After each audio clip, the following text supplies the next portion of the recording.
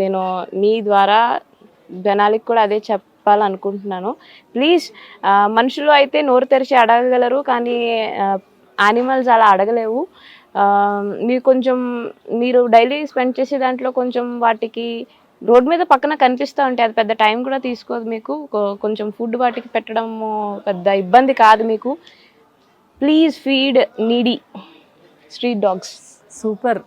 అంటే జనరల్గా ఎన్జిఓస్లో వర్క్ చేసేవాళ్ళు లేకపోతే ఒక పాపులారిటీ కోసం వెయిట్ చేసేవాళ్ళు ఇలాంటివి చెప్తూ ఉండేవాళ్ళు ఉంటారు. కానీ చాలామంది సెలబ్రిటీస్ ఇక్కడ చూస్తే ఇక్కడ సెట్స్లోనే నేను కొంతమందిని చూస్తున్నాను, లైక్ యూ పీపుల్.